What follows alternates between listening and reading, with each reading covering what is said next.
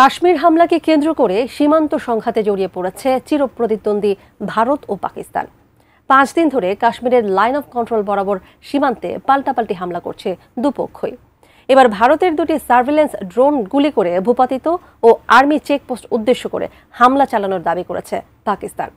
বিস্তারিত ইমতিয়াজ আলমের রিপোর্টে। 29 এপ্রিল মঙ্গলবার দুটি ভারতীয় কোয়াড্রোকপ্টার বা ড্রোন গুলি করে ভূপাতিত করার কথা জানায় পাকিস্তানের সরকারি সংস্থা রেডিও পাকিস্তান। অফিসিয়াল এক্সপোস্টের মাধ্যমে রেডিও পাকিস্তান জানায়, লাইন অফ কন্ট্রোলে অবৈধভাবে আকাশসীমা লঙ্ঘন করায় ড্রোন দুটিকে ভূপাতিত করেছে পাকিস্তান। এদিকে পাকিস্তানি বাহিনী মুজাফফরাবাদের লিপা সেক্টরে লাইন অফ কন্ট্রোল নিয়ন্ত্রণ রেখা বরাবর অ্যান্টি ট্যাঙ্ক গাইডেড মিসাইল বা এজিটিএম ব্যবহার করে 3টি ভারতীয় চেকপোস্ট ধ্বংস করেছে, যার ফলে 7 জন ভারতীয় সেনা নিহত হয়েছে এমন দাবি করা হয়েছে পাকিস্তানের বিভিন্ন এক্স হ্যান্ডেল থেকে। কিছু হামলার ভিডিও শেয়ার দিয়ে এমন দাবি করেছে ডিফেন্স পাকিস্তান সহ বেশ কয়েকটি এক্স হ্যান্ডেল। তবে এই তথ্যের কোনো আনুষ্ঠানিক নিশ্চিতকরণ ভারত কিংবা পাকিস্তানের সরকারি সূত্র থেকে পাওয়া যায়নি। কোয়ালিটি সম্পন্ন আন্তর্জাতিক মানের CMT-500W CSRM committed for better still। তবে ভারতীয় সংবাদ মাধ্যম রিপাবলিক ওয়ার্ল্ডের 28 এপ্রিলের একটি প্রতিবেদনে বলা হয়েছে, পাকিস্তানের স্থানীয় মিডিয়া এটিজিএম দিয়ে ভারতীয় চেকপোস্টে হামলার অনিশ্চিত দাবি প্রচার করেছে। অবশ্য ভারতীয় সেনাবাহিনী জানিয়েছে, লিপা ভ্যালিতে পোস্ট টু পোস্ট ফায়ারিং হয়েছিল, তবে তাতে কোনো হতাহতের খবর নেই।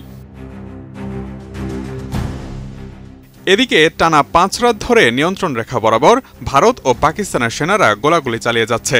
সোমবার পাকিস্তানের প্রতিরক্ষা মন্ত্রী খাজা আসিফ বলেছেন, ভারতের পক্ষ থেকে আক্রমণ আসন্ন, আগামী 2-3 দিন অত্যন্ত গুরুত্বপূর্ণ, যে কোনো সময় যে কোনো কিছু হয়ে যেতে পারে। আমরাও সর্বোচ্চ প্রস্তুতি নিয়ে রেখেছি। এরই মধ্যে বেশ কিছু কৌশলগত সিদ্ধান্ত নিয়ে ফেলেছি আমরা। Absolutely ready, but high alert. If there is violation of our airspace or there's violation on the ground, if we are engaged in any way. এদিকে কাশ্মীর ইস্যুতে ভারতের প্রধানমন্ত্রী নরেন্দ্র মোদীর নিষ্ক্রিয়তাকে নিয়ে বিদ্রূপাত্মক সমালোচনা করেছে বিরোধী দল কংগ্রেস। কংগ্রেস প্রধানমন্ত্রী নরেন্দ্র মোদীর দিকে ইঙ্গিত করে এক্স হ্যান্ডেলে একটি ছবি পোস্ট করে। ছবিতে একটি পোশাকে শরীরের রূপরেখা ছিল, কিন্তু তা ছিল মাথাবিহীন, আর ছবির উপরে লেখা ছিল গায়েব। যদিও সেখানে মোদীর নাম উল্লেখ করা হয়নি, তবে ছবির আদল ও ক্যাপশন দেখে বোঝা যায় মোদীকেই ইঙ্গিত করা হয়েছে।